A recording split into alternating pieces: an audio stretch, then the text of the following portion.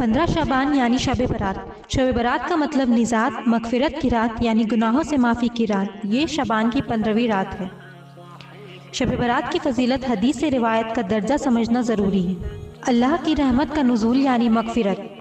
ترمذی کی حدیث ہے کہ اس رات ہمارے نبی صلی اللہ تعالیٰ علیہ وسلم فرماتے ہیں کہ مدینے میں سب سے زیادہ بکریاں بنو کلب کا قبیلہ پالتا تھا، اور فرمایا کہ آج کی رات بنو کلب کی بکریوں کے بال کی تعداد کے مطابق اللہ میری امت کی بخشش فرما دے گا۔ تو آپ سمجھ سکتے ہیں اس رات میں گناہوں کی معافی مانگنے کی فضیلت۔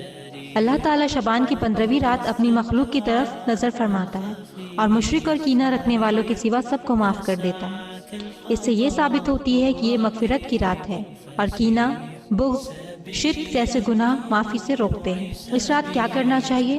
نفل عبادت، نفل نماز پڑھیے، دعا استغفار کریے، ذکر کریے، زیادہ سے زیادہ استغفار کریے۔ کوئی خاص رکعت یا فکس طریقہ حدیث سے ثابت نہیں ہے، جو آسان ہو وہ کریے۔ دلوں کو صاف کریے، رشتوں کی دشمنی ان سب سے توبہ کریے، معافی مانگیے۔ دن میں 15 شعبان کو روزہ رکھیے۔ جو چیزیں حدیث سے ثابت نہیں ہیں ان سے بچیے، بدعت سے بچیے۔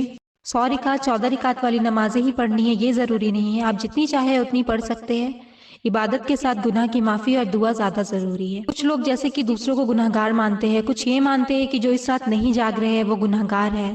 تو اس رات نہیں جاگنے سے گناہ گار یا کوئی شخص برا نہیں ہوتا، بس فضیلت سے محروم رہ جاتے ہیں۔ آپ ان کو بتائیے اگر وہ عبادت کرتے ہیں تو ان کے لیے اس میں بہتری ہے۔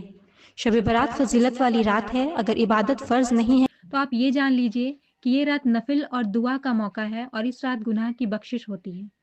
تو آپ زیادہ سے زیادہ اپنے گناہوں کی معافی مانگیے اور اللہ پاک سے دعا کریے کہ یا اللہ اس رات ہمیں اپنی مغفرت، رحمت، ہدایت عطا فرما اور ہمارے دلوں کو کینہ سے پاک کر دے۔ اللہ ہم سب کی عبادت اور جائز دعا کو قبول فرمائے، آمین۔